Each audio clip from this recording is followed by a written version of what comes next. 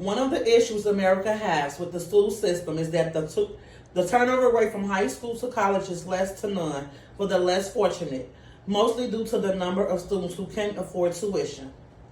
There are millions of students who want to attend a four-year university after graduating high school, but can't afford to because the tuition cost is extremely expensive and can be paid for out of pocket. According to Joshua S. Weiner, Achievement Trap: How America is Failing Millions of High Achieving Students from Lower Income Families, July 27, 2016, page 3. High achieving lower income students drop out of high school or do not graduate on time at a rate twice that of their higher income peers because they aren't afford the same success sources, which means that they are more likely not to attend college because of the lack of things that aren't offered. Should free college tuition be offered to less fortunate students? Many minority areas don't get the chance to go on to college and succeed simply because they can't afford it. Many people within the less fortunate communities live in poverty. Families are scared every night, wondering where their next dollar will come from, mainly because they can't feed their families. However, this isn't the only issue that those families are facing every day. Parents who must go out and make ends meet regardless of the issues they are facing daily tend to neglect the aspect that education is still important, as well as a must, especially for children transitioning from high school to college. Simply because they can't afford tuition and it's not offered to them unless they are involved in academic activities, they aren't granted the same educational access that the wealthy has.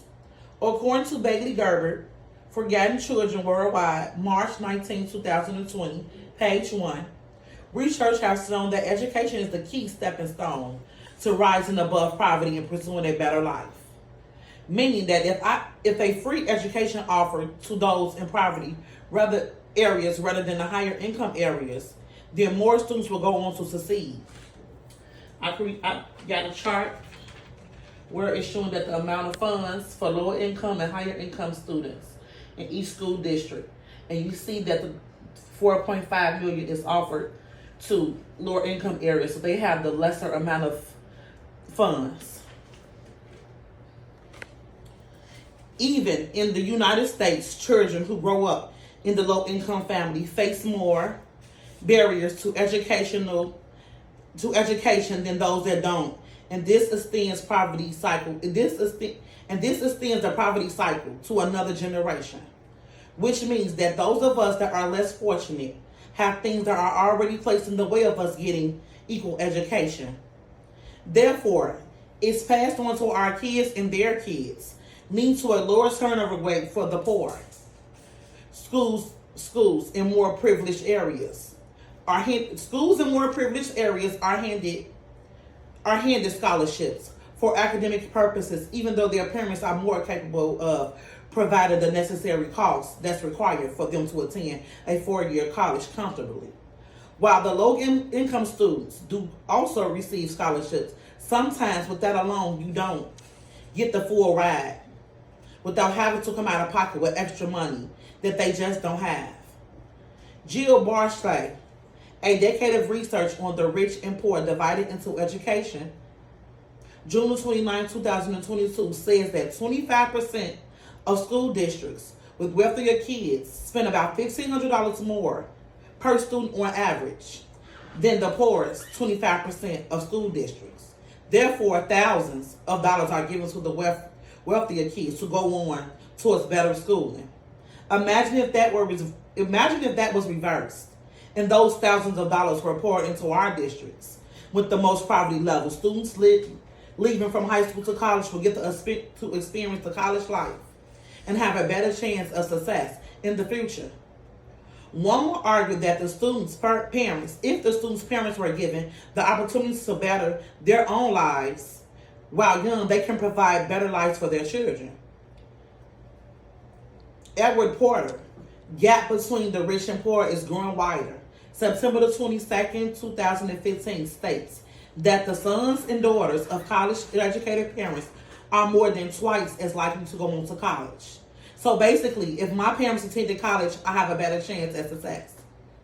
The school system is set up to where students must live in the areas of those with better ratings that offer a better curriculum. Many low-income students live near the schools where the ratings are 2 and below. Nothing is really offered in those schools because they aren't funded enough money by the state, as well as their main focus is to bring standardized test scores up for students so the school will progress on to the higher academic level required by the state. Schools that offer a better curriculum have the room to teach different things so that the students become knowledgeable on subjects that will lead them to success in most areas than the low-income students don't. Those struggling with poverty and family instability cannot be expected to succeed at the same rate. On average, as those who will never know hunger states Purdue Carter, poor schools need to compromise more than in tuition success. September 14, 2016, page 1. Knowing that college is in their future, more low-income students will work harder to make it to that level.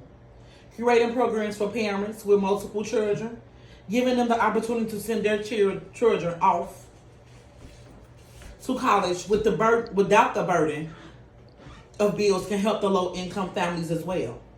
Including other factors that many low-income families face, just knowing that your child can be successful in life will bring some form of ease to millions of struggling families' minds.